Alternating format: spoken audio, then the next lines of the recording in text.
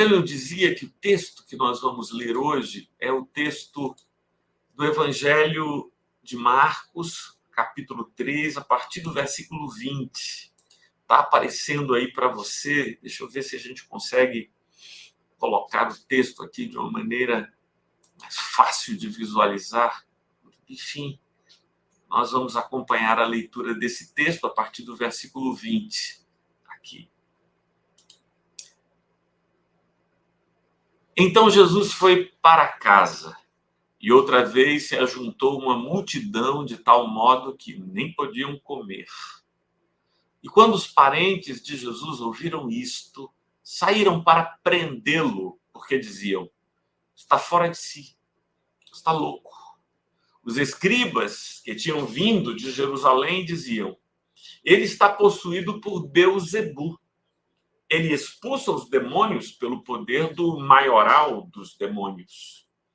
Então, convocando-os, Jesus lhes disse por meio de parábolas: como pode Satanás expulsar Satanás? Se um reino estiver dividido contra si mesmo, tal reino não pode subsistir. Se uma casa estiver dividida contra si mesma, tal casa não poderá subsistir. Se Satanás se levantou contra si mesmo e está dividido, não pode subsistir, é o seu fim. Ninguém pode entrar na casa do valente para roubar-lhe os bens sem primeiro amarrá-lo, e só então saqueará a casa dele. Em verdade lhes digo que tudo será perdoado aos filhos dos homens, os pecados e as blasfêmias que proferirem. Mas aquele que blasfemar contra o Espírito Santo nunca terá perdão, visto que é réu de pecado eterno. Jesus disse isto porque diziam: está possuído por um espírito imundo. Evangelho do nosso Senhor. Louvado sejas, ó Cristo. Que as palavras dos meus lábios e o meditar do meu coração sejam agradáveis na tua presença, Senhor, rocha minha e redentor meu. Amém. Fila, tem um adágio popular, tem uma forma de pensar que se tornou muito comum entre várias pessoas, que é o que eu chamo de o mito da vontade fácil de Deus. É o mito da vontade fácil de Deus. Mas o que vem a ser isso? O que vem a ser o mito da vontade fácil de Deus? É que se for da vontade de Deus, vai ser fácil. Se for da vontade de Deus, se alguma coisa na tua vida for a vontade de Deus, Deus vai abrir as portas, Deus vai facilitar os caminhos, Deus vai te ajudar a realizar e a alcançar os teus objetivos sem nenhuma dificuldade. Isso é o que eu chamo de o mito da vontade fácil de Deus. O problema, até eu gostaria de acreditar nisso, eu gostaria que a vida fosse assim, mas a vida não é assim. E a biografia de todos os homens de Deus está repleta de testemunhos de que a vida deles, no cumprimento dos planos, do projeto, da proposta de Deus para a vida deles, não foi nem um pouco fácil. Como você sabe, mano, dos apóstolos, apenas 1 ou 2 tiveram mortes naturais. E mesmo assim, João morreu na ilha de Patmos, enquanto era prisioneiro, né? Enquanto estava exilado e impedido de pregar o evangelho. Muitos foram torturados, mortos. Então, essa ideia de que se for a vontade de Deus vai ser fácil, que os apóstolos, que os profetas, que todos os homens e mulheres de Deus ao longo da história nos deem testemunho de que isso não é verdade. E que esse tipo de mentalidade antes bloqueia do que anima e estimula aqueles que querem cumprir a vontade de Deus, realizar o projeto de Deus em suas vidas. Mas por que eu estou falando aqui dos profetas, dos apóstolos, se eu posso evocar o testemunho do próprio Jesus de Nazaré, que realizou o projeto do Pai para a sua vida enfrentando inúmeras objeções, inúmeras dificuldades. No texto que nós acabamos de ler, nos aparecem 3 dificuldades. A primeira dificuldade que nós enxergamos nesse texto que Jesus enfrentou era a falta de recursos materiais e humanos. As multidões afluíam para ouvi-lo e ele não tinha nem onde receber essas multidões, ele não dispunha de anfiteatros como os romanos e os gregos para as lições, ele não dispunha de grandes sinagogas, ou mesmo ele não dispunha de lugares especiais no templo de Jerusalém. Nós encontramos Jesus pregando na praia, na grama. Jesus, como no caso do texto de Marcos 3, está em casa e tem tanta gente lá em Cafarnaum, lotando tudo que é lugar, e ele não tem condições materiais, mas também não tem condições humanas, não tem gente que o ajude. E o texto chega ao ponto de dizer que eles não tinham tempo nem para comer. Não tinham tempo nem para comer. É exatamente isso que diz o texto, no versículo 20. Isso era fruto e resultado da falta de recursos materiais e humanos para a realização da obra que ele foi desafiado a fazer. Mas, em segundo lugar, e talvez essa seja a dificuldade mais angustiante, Jesus teve que enfrentar a incompreensão dos seus próprios parentes. Eu sei que é muito difícil. É muito difícil assistir alguém que você ama assumir uma atitude kamikaze, como era a atitude de Jesus. Jesus, pela sua forma de viver, de pregar e de agir, estava indo contra os interesses dos poderosos que, no Estado de Israel, naquele tempo, meio que se confundiam com os poderosos da religião, da política, da economia. Então, Jesus tinha uma vida, tinha uma proclamação, tinha um ensino que estava na contramão dos interesses dos grandes poderosos. Maria, que desde antes do nascimento de Jesus sabe de toda a vontade de Deus para a vida daquela criança e para a sua própria vida, Maria, em algum momento, vai à procura de Jesus, sai lá de Nazaré, onde ela morava, vai até Cafarnaum, era uma cidade próxima ali ao redor do lago de Genezaré, né, do Mar da Galileia. Maria vai até onde Jesus está, na companhia de seus irmãos, dos irmãos de Jesus, para dissuadi-lo de continuar com aquele caminho, com aquela pregação. Vejam o que diz o versículo 21. Diz assim: e quando os parentes de Jesus ouviram isto, saíram para prendê-lo, porque diziam, está louco. E a gente sabe que esses parentes de Jesus eram justamente Maria e os irmãos de Jesus, porque mais adiante no texto nós encontramos, versículo 31, nisto chegaram a mãe e os irmãos de Jesus e, tendo ficado do lado de fora, mandaram chamá-lo.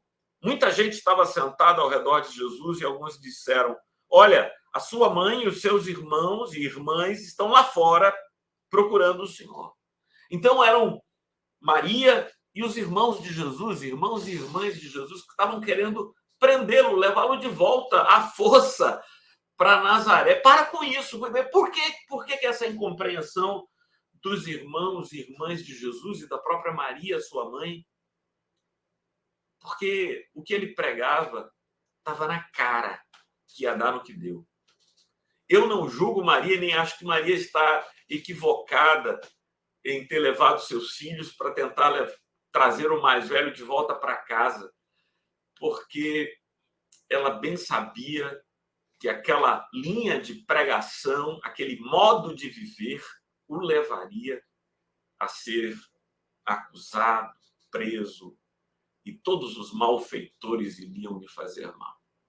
Então, é por amor, por cuidado, que Maria e os irmãos de Jesus tentam prendê-lo porque supunham que ele havia enlouquecido. Está louco, está fora de si, diz o versículo 22. Mas Jesus não enfrentava como dificuldades e obstáculos para a sua vida apenas a falta de recursos materiais e de apoio humano, a incompreensão de seus parentes mais diletos, de seus familiares mais próximos, que não entendiam, nem aceitavam o caminho que ele estava seguindo. Mas Jesus teve que enfrentar a ação difamadora dos religiosos daquela época. Os escribas, movidos por inveja, diziam acerca de Jesus o seguinte, versículo 22.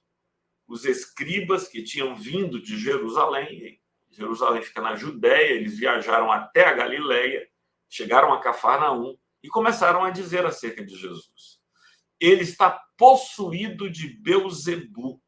Ele expulsa os demônios pelo poder do maioral dos demônios.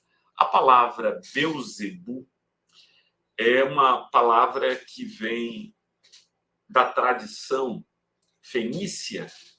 Era a junção de duas divindades dos filisteus, Baal e Zebu.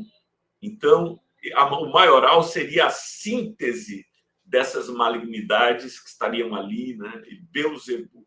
E Jesus nunca falou contra essas espiritualidades e tal. A preocupação de Jesus sempre foi anunciar. Jesus nunca foi alguém que estava preocupado em falar mal de espiritualidades e religiões alheias, mas atribuíram a Jesus que ele estaria expulsando, porque Jesus fazia praticamente 4 coisas durante o seu ministério. Ele anunciava o amor de Deus a todas as pessoas, ensinava o caminho do reino de Deus, ele curava enfermos e expulsava demônios. Esse era o trabalho de Jesus, libertando pessoas que estavam prisioneiras de forças espirituais malignas.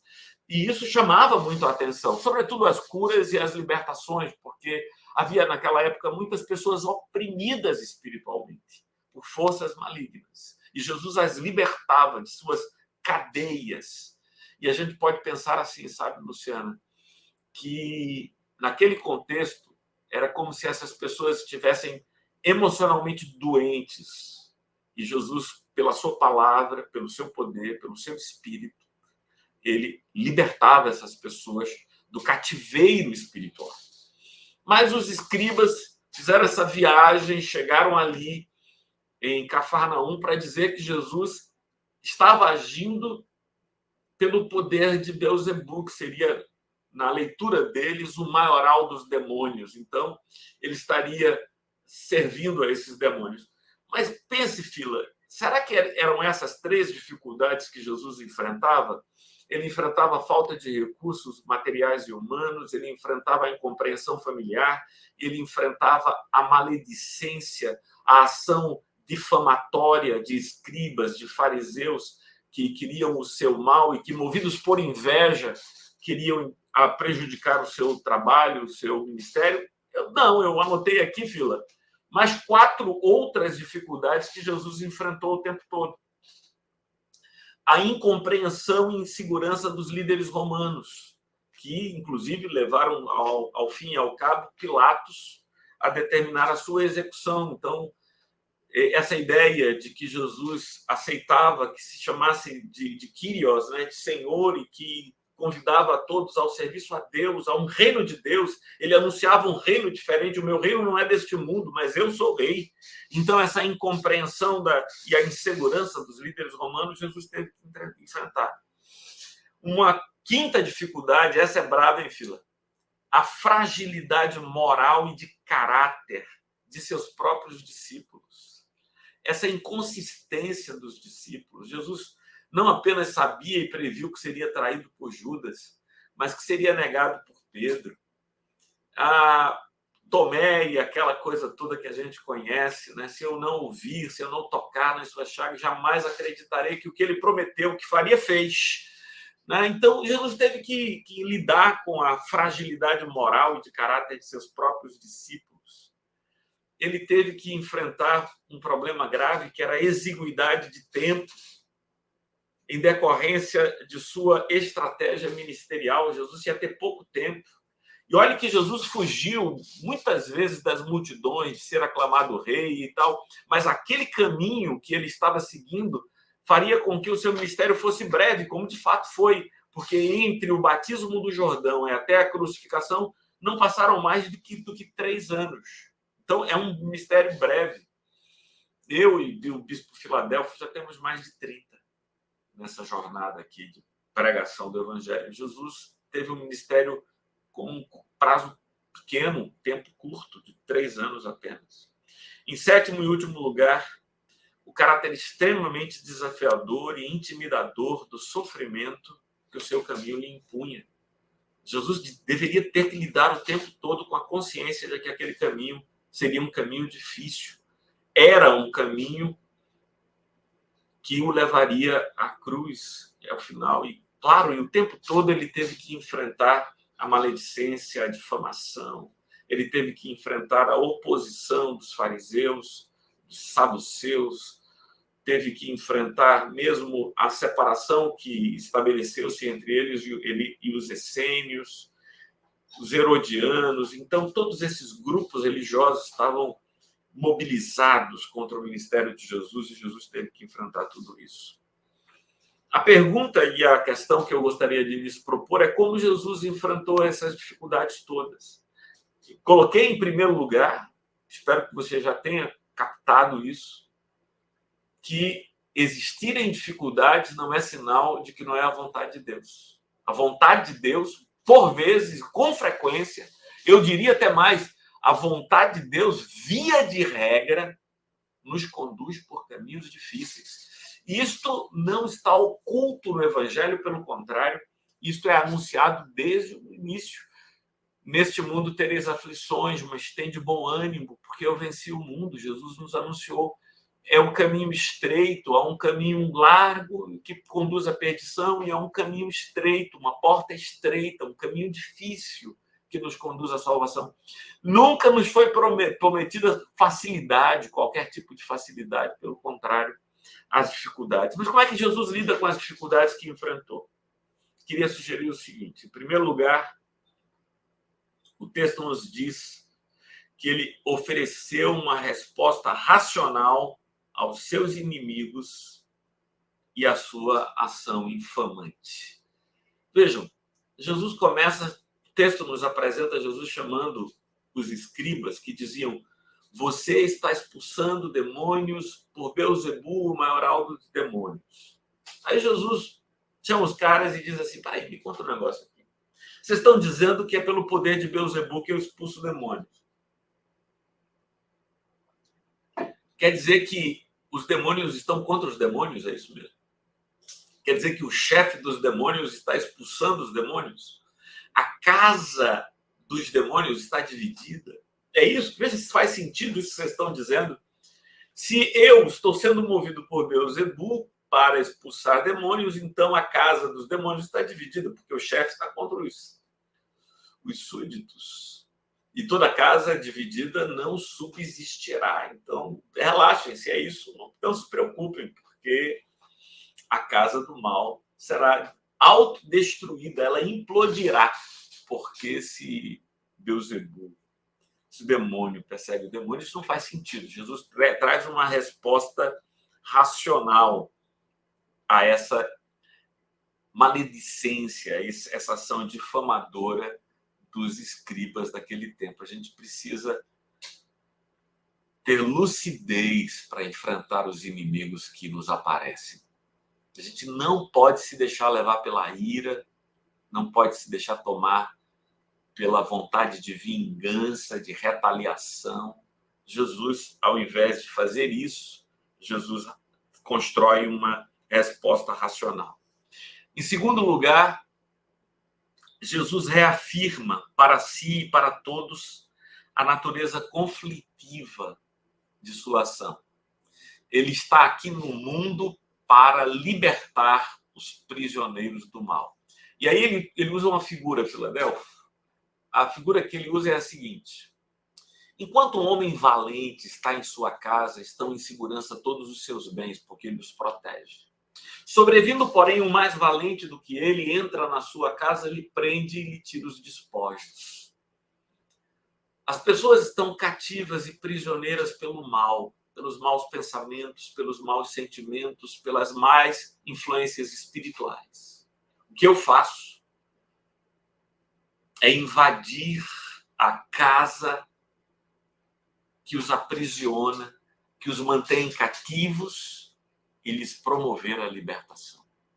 Eu sou o mais valente, que vindo contra a força maligna que aprisiona as pessoas, detenho, manieto, amarro e liberto aqueles que haviam sido feitos prisioneiros. Jesus reconhece o caráter de batalha espiritual que há entre ele e aqueles que aprisionam almas humanas. Ele não está agindo por Beelzebul. Ele é no poder do Espírito Santo que ele age, invadindo os domínios do mal. E eu lembro das palavras que Jesus disse a São Pedro: Tu és Pedro, e sobre esta pedra edificarei a minha igreja, e as portas do inferno não prevalecerão contra ela. Jesus é esse ariete entrando, estourando as portas do mal para libertar aqueles que foram feitos cativos. Em nossos dias, há pelo menos 3 tipos de prisão espiritual que afligem as pessoas, para as quais eu acredito que Jesus traz uma resposta. A primeira prisão espiritual é a prisão da insegurança crônica que as pessoas vivem. As pessoas se sentem incapazes de agir, de responder, de se mover no mundo, porque se sentem frágeis, se sentem incapazes, insuficientes para as demandas que estão postas. E no poder do Espírito Santo, Jesus vem e nos levanta, nos anima, nos põe... A palavra animar é boa, Silvia, porque animar é se colocar dentro um espírito em nós, que não é espírito de covardia, mas de poder, de amor e de moderação. Há um segundo cativeiro emocional e espiritual, que são as perturbações psíquicas, que se tornaram extremamente frequentes em nossos dias. Extremamente frequentes. A gente ouve falar o tempo todo de rótulos, de diagnósticos, de dramas psíquicos. Eu acredito que o caminho ensinado por Jesus é extremamente terapêutico. Eu não estou dizendo que, com o estalar de dedos, problemas psíquicos que foram desenvolvidos ao longo de toda uma vida vão desaparecer. Mas o que eu estou dizendo com absoluta certeza e convicção é que a vida de Jesus, o ensino de Jesus, o modelo de Jesus é, essencialmente, um caminho terapêutico, um caminho curativo para aquelas pessoas que se sentem prisioneiras de estados psíquicos perturbadores que lhe diminuem a capacidade de viver. E eu acredito mesmo, e é esse o remédio que eu tenho tomado para a minha vida. Eu não deixo a terapia, eu faço terapia, tenho um acompanhamento psicológico, acho que isso é importante para a minha alma, mas eu também busco no Senhor um caminho de paz, de equilíbrio. E tem sido isto que tem me ajudado ao longo de tantos anos, de tantas aflições, de tantas inquietações. E eu recomendo a todos e a todas que, além do acompanhamento médico-psicológico, que é salutar e necessário, que nós busquemos na vida e no ensino de Jesus um caminho de paz, de cura, de libertação das cadeias psíquicas e emocionais. Em último lugar, eu tenho visto muita gente prisioneira das ciladas do tempo. As ciladas do tempo. O que é que eu chamo de ciladas do tempo, Fila? Eu chamo de ciladas do tempo aquela prisão que faz com que o tempo todo estejamos pensando no futuro. A isso eu dou o nome de ansiedade. Ou estejamos o tempo todo pensando no passado. E a isso eu dou o nome de culpa e de remorso. Seja remorso pelos erros que cometemos e dos quais não conseguimos nos libertar. E inquietação ansiosa em relação àquilo que virá e como será o que ainda não veio. O Senhor é poderoso para nos libertar dessas prisões. Ele é o mais valente que, vindo, quebra as amarras, as algemas, os grilhões que nos prendem a tudo isso, a todas estas dores espirituais e emocionais. Talvez seja esse o teu caso. Eu gostaria de lhe convidar para que oremos juntos sobre isso. Em terceiro lugar, Jesus entrega ao juízo divino o conteúdo do mal que lhe é lançado. Ele diz que o que eles estavam fazendo, os escribas, era blasfemarem contra o Espírito Santo de Deus, porque eles atribuíam a Beelzebu o que era obra do Espírito Santo. Isso era blasfêmia contra o Espírito Santo. E Jesus diz, olha, que Deus julgue vocês em relação a isso. Porque se vocês falam mal de mim, não tem problema.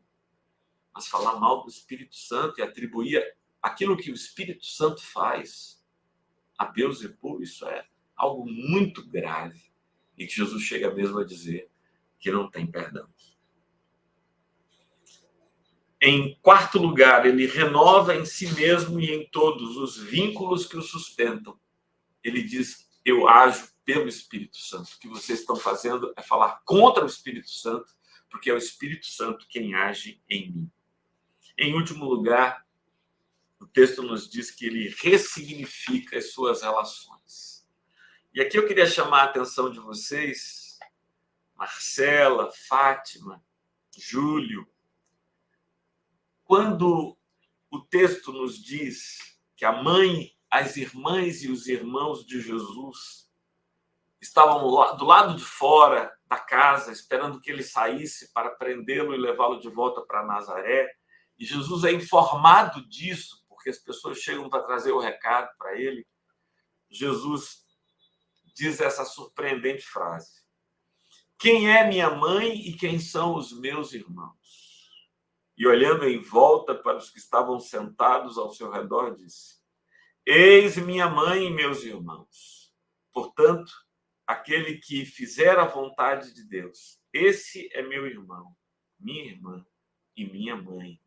Versículo 35. Ele ressignifica suas relações. Ele não nega a sua relação com Maria. Lembra que lá na cruz ele confia Maria aos cuidados de João. Mas ele está dizendo que a obra que ele tem que realizar faz uma diferença enorme na vida. E ele tem novas irmãs, novos irmãos e uma nova mãe. Aqueles que caminham com ele no propósito de realizar a vontade. Essa ressignificação.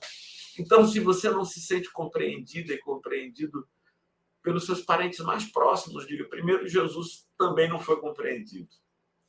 Em segundo lugar, ele seguiu o seu caminho, na certeza de que Deus lhe daria irmãs e irmãos que pudessem andar com ele para fazer a vontade do Pai. Vamos orar, vamos pedir ao Senhor que nos abençoe, que nos ajude, que nos socorra aqui. Eu vou convidar o Bispo Filadelfo para vir, nos dirigir numa palavra de oração.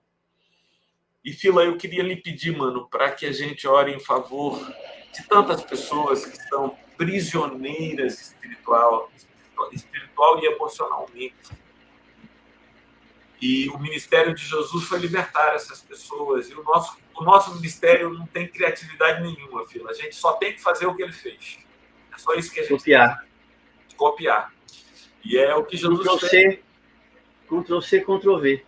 Ctrl-C, Ctrl-V no que ele fez e não tentar atrapalhar muito. Eu queria pedir a você, mano, que ore por nós. Ore por nós para que a gente não ache que as dificuldades são um sinal de que não é a vontade de Deus.